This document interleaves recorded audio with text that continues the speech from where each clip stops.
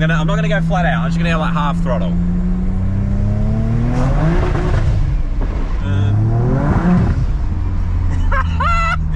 Woo! Oh my god, how much boost! Holy crap! Hello, welcome back to another episode of 0 to 60. Now this is going to be spread out over a couple of days because things haven't gone to plan. I have an engine mount, which is what I've been waiting for since Monday, which meant I could get the subframe back in. However, yesterday I did get a little bit of work done. We have a trans cooler mounted in place. I'll show you the AN lines, maybe this section, maybe a little bit later. Before I could put the subframe back in, I needed to get the exhaust done. Now the exhaust was an eBay special. It's from Empire Exhaust.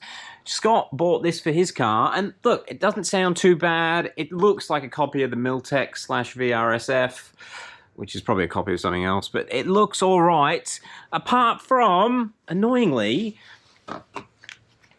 the bit that connects to the downpipe is actually smaller than a stock exhaust. So something that we need twin 2.5 inches, according to Flowmax. My car is a twin 2.5 inch, a 17T car, and it makes sense. You want to be flowing 700-800 horsepower, you want twin 2.5 inches. This is going to be a huge little bit of a restriction coming out of the downpipes, which are 2.5 inch, or maybe 2 3/4. Yeah, but this is actually just over 2 inches, 2.08 inches, or 53mm inner diameter. That's no good. So I'm going to keep working. I'm going to get the subframe up, but I'm messaging some fabricators just see if we can get some proper 2.5 inch flanges put on that exhaust for tomorrow, which is Christmas Eve. Going to be a pain. See how we go. You guys will see me in a second. Well, it's the next day. In fact, it is 20 to 4 p.m. on Christmas Eve. And I've been working on this all day. Well, working on it / trying to get those exhausts modified. So, as I said in the start of yesterday's video, the Empire Performance exhaust is less performance-y than a standard exhaust, which is a bit of a problem, especially since I cut up the standard exhaust to sell the catalytic converters. Just to get the car running and try and get this video out before Christmas and maybe a bit of a hoon video tomorrow, I've put that exhaust on. We're not going to be winding the turbos up today, so hopefully on the base map they're going to be fine. But yeah, as you can imagine, Christmas Eve, I called every exhaust shop within like a 50-kilometer radius trying to get someone to put some proper flanges on that exhaust, which is all it needs. For some reason, they've just used a really small diameter flange. The pipe work is fine, 1/2 inch from the flange. It's really disappointing that they've done something silly like that. Anyway, tried to get that done, no good. It's now on the car, it's bolted up, it's aligned, and it looks really good. I even like how they've tried to give it an equal length between the front and rear turbo, so basically the left and right exhaust is the same length. It sounds okay. I have also started the car up. Again, in the interest of just getting the job done this afternoon, the subframe is on, all the control arms aren't bolted on, but I have done a heat cycle on the motor. After that, I have flashed Ken from Wedge Tuning's base map on the DME. That's done. I have loaded Ken's fuel map on the AIC controller. That took me about an hour, thanks to Windows drivers, and I had to go and buy a serial cable, which I didn't have. It's weird using a serial cable in 2021. But basically, I need to get the rest of the suspension on, the front bumper on. I did show you that oil cooler yesterday. Oh, we're running out of space. Stay there for a moment. Yeah, and I don't think I showed you the trans lines, but they fit down, they connect up nicely. Everything is actually coming together how I envisioned in my head a few months ago. Let me get it back together and we'll take it for a test drive, because I still don't know. I've heard it running. I still don't know if these turbos are the boost problem. Are we going to be capped at 15 or 16 PSI with these turbos as well as the Vargas turbos? And just quickly on the Vargas turbos, a few people in the last video had suggestions, and I've sort of come onto this idea that they've got the wrong compressor wheels in there. Basically, looking in there, these are cast wheels. They're not billet. Well, they don't look billet, that's for sure. Now, I'm thinking these are 5 or 6 or 7 years old, and they don't leak, and there's not much play in the shaft. Maybe they've had the CHRAs replaced, and they've got the wrong size compressor wheels.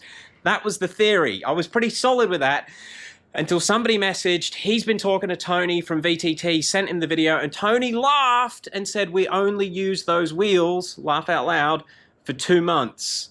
So it looks like the VTT turbos were just, I shouldn't say that. It looks like this is just what they're like. These are the wheels that he used in this generation of Stage 2 Vargas turbos, and they just don't really boost very well. I don't know why they got sold. Bit weird one. In the thread with Tony, he didn't say that these were faulty. He just laughed and said we only used those wheels for 2 months. They were no good. Don't know why they're on customers' cars. Interesting. Anyway, sorry, Tony, I'm not trying to be a dick, but that's just a really weird thing that's happened there. And if you are watching this, Mr. Vargas, and you have a reason for why these turbos boost the way they do, let us know. I'm curious if they're faulty or if they can be fixed. So they don't leak, they don't rattle, they feel like they're in good condition. They just don't boost properly. Anyway, let me get everything back together. We'll take it for a drive. Luckily, it's raining, so if it is working, it is making 600 or 700 horsepower on the base map. It should be fun. All right, see you in a sec. Well, I just drove the car out, and we now have this, which is transmission fluid. Bugger. What have I done here? Fuck. Man, left it running for so long. All right, I'll update you shortly. We also had an issue with the front bumper. The duct for the transmission cooler is for an LCI front bar, where this is a non-LCI front bar, so the ducting didn't really work. It's been a nightmare. All right, let me see if I can find what's leaking. All right, so it was the lower AN fitting. It was loose. That's so annoying. It's the worst one to get to, so I've destroyed it trying to tighten it up. We've lost a little bit. It probably needs to have the transmission fluid level checked, but I just want to take it for a drive. So I'm going to give it a few more minutes. We'll see if we build up any transmission fluid on that rag. If it's good, we'll go for a drive. Okay, so it probably still needs some attention, that hose, but I really want to take this for a drive and see if we get boost. I've had so much of the car apart. We've done a 7-inch intercooler upgrade, which I didn't have any of the right hose clamps or joiners. We've done the transmission cooler and we've done the turbos, and I've reused all of the coolant and oil feed lines. I've put new O-rings on, but I'm just expecting leaks. I'm expecting issues. But I want to know if these turbos are going to boost. So I've got the base map from Ken. It's currently got E70 in the tank. The tune is for E85. So we're probably going to get some misfires and that sort of stuff as well. I've just noticed that the car is going into D2, not D1. Guys, all right, let's just see. I'll turn traction off. It's wet. And don't forget, these are huge turbos, so they should be laggy. But let's see if we get boost. We've got enough heat in the engine.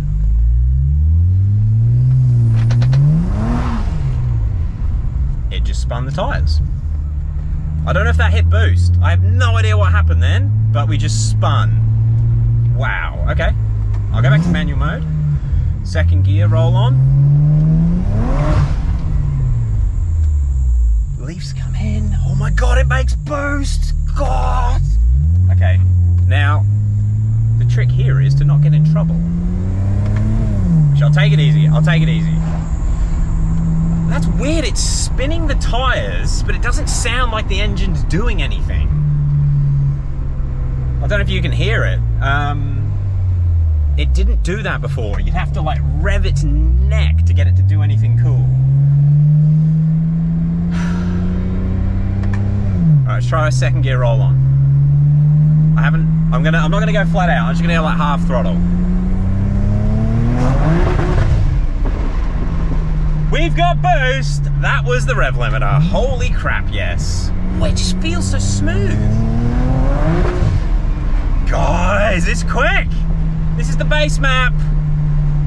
Holy crap, we've got no traction. No traction at all. Watch it come on. Watch it come on. All right. So, wide open. Woo! Oh my God, how much boost? Holy crap, it's making 28 PSI. Yep, okay, let's... Fucking hell. Oh, I definitely wasn't steering with my knees as we were going sideways. It just spins third. It just spins third. Oh, love it. I want to just go and rape it, but I really need to be careful and just do some sensible driving. All right, you'll see me in a sec. Okay, I got a coolant temperature warning. I've only driven a couple of 100 meters, but I did have the car idling for ages, and the coolant has overheated. I better check what's going on. So there's no evidence of any leaks. There's no low coolant level warning. The fan is definitely working, but it's overheating instantly. Far out, look at it climb. Okay. So something's not right. All right, so it appears the water pump isn't working, which it did work. I did do a bleed.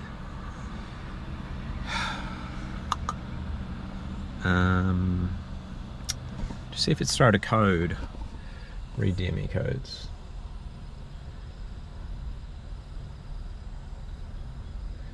Power management, BSD, electric coolant pump missing. I wonder if the plug's just loose.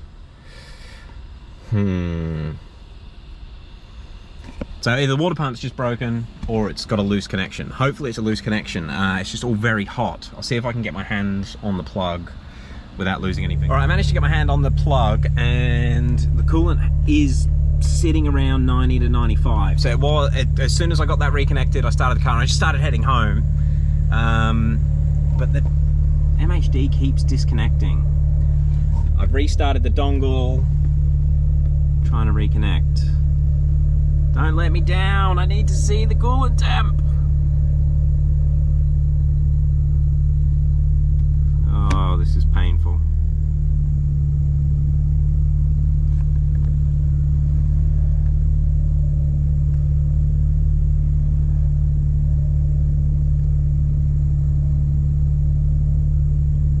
Okay, coolant's good. Nerve-wracking. All right, I'm just gonna show you, the car feels insane. I don't think I can get a log right now because it just spins up. So let's just go for a drive. We'll see if we can get a log. All right. Sports mode. So I've got boost limiting in first and second. Not even gonna accelerate in second, but we'll try it in second. Wow, okay, coolant goes up straight away. Oh no, it goes down, it's gone down. 96, all right. I need to make sure the coolant is cycling through the engine. The phone's disconnected again. All right, it's back. Coolant's dropped to 94. I'll roll it on in third, here we go. It just spins. It's got too much power. Woo! All right.